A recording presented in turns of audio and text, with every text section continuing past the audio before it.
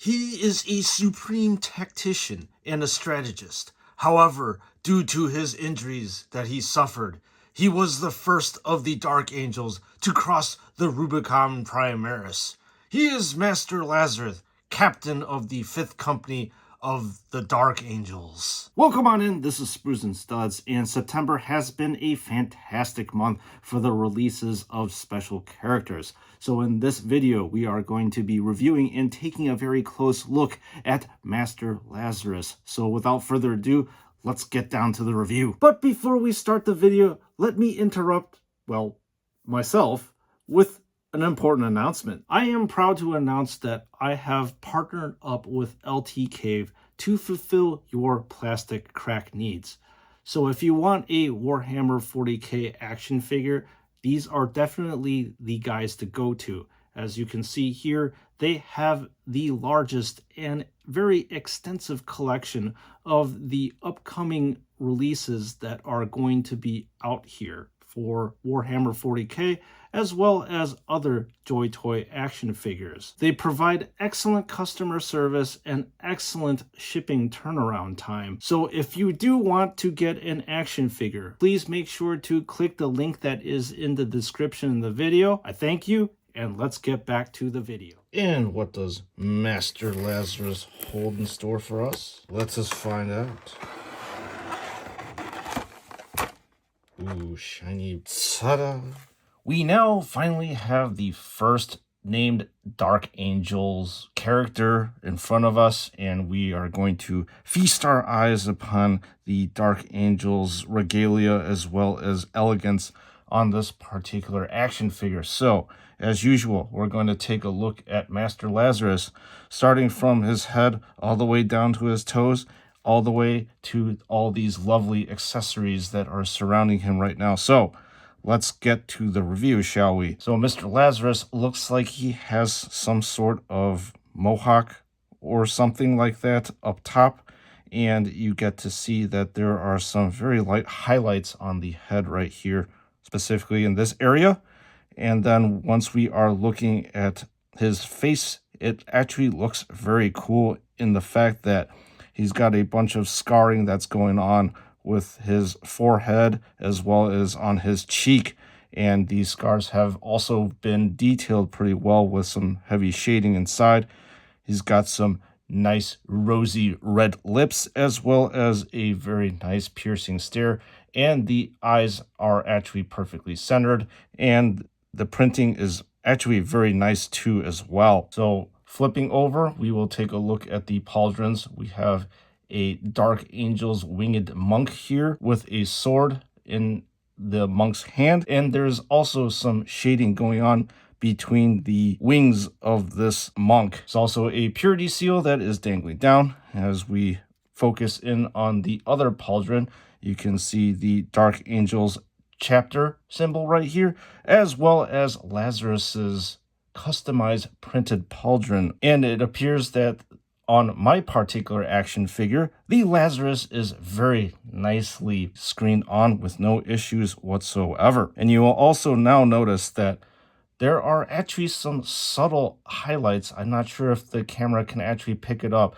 but there is a light yellow that's actually in between the Dark Angel's green as well as the gold over here. So it's very interesting that JoyToy actually has added this, and it's actually more pronounced on the right pauldron, as you can see right here. So it further brings out the character on this action figure. So moving on forward, we have a heraldic shield over here with a purity seal ribbon that's dangling down. And looking at the middle of this action figure, there is a nice chain that is on the chest of Master Lazarus, as well as a skull pendant that is dangling down. Beneath that, you get to see a Dark Angel's chapter symbol with wings, and there is shading going on in between the feathers of the wings as well. With regards to the body of Lazarus, you can see this tabard, and the tabard is very heavily textured, which is nice. And then within the folds of the fabric is shading that's going on right here. So moving on down, we are taking a look at the waist region of this action figure, And there is a pouch here. There is a bolt pistol and holster. There is no highlighting or shading. But as we move on to the center section, there is a Dark Angel's feather, as well as some sort of like rosary or incense thing that is dangling down. There's some sort of key. And what's really interesting is that Lazarus has a small dagger right here. And the dagger is actually really functional, which is super cool. You can pull it out of its sheath. And look, it is so mini. It is so cute. It is probably the cutest thing that I've seen this side of the Imperium.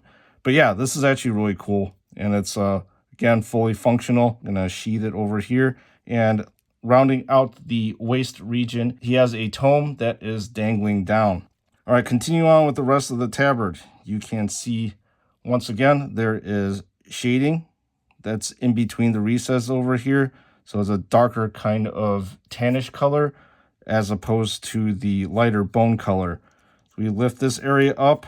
We're taking a look at the lower region of this action figure, and you can see Lazarus actually has these cool spiky studs that are going on with the right-hand side, and there's also some studs that are going on with the knees. And finally, rounding out, there is a very pronounced skull here. Unfortunately, there's no shading whatsoever with the nostril area as well as the teeth. The cape is actually a very nice color. I love dark purple type of tones, and this is a fantastic cape that contrasts actually a lot of the capes that are in the Imperium, as most of them are red, so this stands out. And once again, you can see highlights that are going on at the highest areas of this cape. Once you flip this around, it turns a little bit something like we've seen before. This lighter bone color and this nice embroidery on the outside of the cape. We'll put the cape down and take a look at Enmity's Edge. Look at this sword. It is super cool, very unique. And as I'm flipping this around, it is actually thicker than a lot of the other power swords that are out there. But one thing that does not deviate from, you've got the blue power node right here and then 2 nodes on the other side. And it does gradually progress from that dark gunmetal color all the way to the nice lighter silver color that is up top. And taking a look at the hilt itself, it is very nice and has a unique winged skull pattern right here. We have a master crafted bolt rifle here, and that is very suited to the master of the 5th Company. So what is the difference here?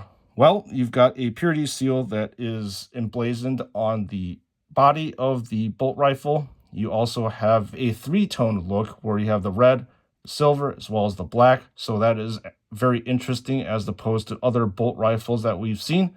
And on the other side, it has a Dark Angel sword right here. The bolt rifle, unfortunately, does not really have that much weathering that we've seen before on other bolt rifles. It just seems to be a flat silver kind of color. I'm going to put this down, take a look at the backpack. And what does the backpack hold for us? Well, the backpack is actually pretty unique in that it's got these silver spikes up on top. It also has a purity seal that is dangling down right here, as well as a very, very interesting looking icon that is up top. So you have a winged skull once again, or actually, to be honest, this is more like a winged sword with a skull in the middle of it. And once again, you do see the nice highlighting here with the yellow on the edges of this backpack. So we put the backpack down and take a look at this beautiful helmet.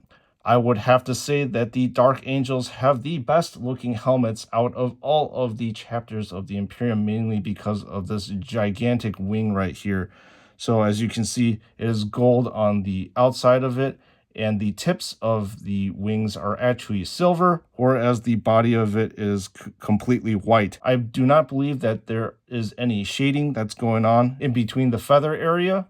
But as we take a look at the center of the helmet, get to see a Dark Angel sword that is nice and gold, and very, very nicely done red lenses that stand out. I'll have to say that the vents right here with the helmet, I wish that were colored a little bit darker, but that is something that can be done aftermarket. So this is, in my opinion, once again, a very fantastic looking helmet. So that concludes my review of Master Lazarus. We will now wrap this one up real quick. All right, so based off of the review, what did you all think of Master Lazarus? So please feel free to leave a comment in the comment section below on this video to let me know what you think of Master Lazarus. I'll let you know what I think of him, obviously, because he's a special character. Special characters are awesome. I love them all. And this guy is no exception to that rule. So a few things I want to highlight about him that I really like. Obviously, the blade is a very, very nice looking one. It is very unique in that it is thicker, and it is just overall really cool looking. The second thing I'm going to say is that the winged helm is really badass, and obviously it is a characteristic and defining trait of all the Dark Angels. So I think that JoyToy did a very fantastic job with that one. The face sculpt is actually really good too. The features are very nice, and it is very pronounced, and it doesn't have any grimaces like Helbrecht that you would go, ugh, this is a little bit rough. And then the final thing I'll have to say is that cape. I love that gorgeous purple cape that is draped on the back of Master Lazarus. It is a very regal color. But regardless, do I recommend this to anybody or everybody? And I would say, actually, yes, I do recommend Master Lazarus to everyone who collects Space Marines, because I'll have to say, again, the unique iconography is very nice for the Dark Angels. And then obviously, if you're a Dark Angels fan or a special figure collector, once again, this is a must-get type of action figure. So once again, this is Spruce and Studs. Thank you for tuning into my reviews again so religiously. I really appreciate all the support that I've been getting from each and every single one of you on the channel, especially with your viewership. It has been a fantastic time, and please feel free to leave, again, a comment in the comment section. As for you unsubscribed people, well, do not look any further, because once again, you have been brought to this channel because you love in-depth content, and that's exactly what I'm going to be giving you each and every single time JoyToy releases a figure. So make sure to hit that subscribe button. And once again, thank you all for watching, and I'll see you all in the next one.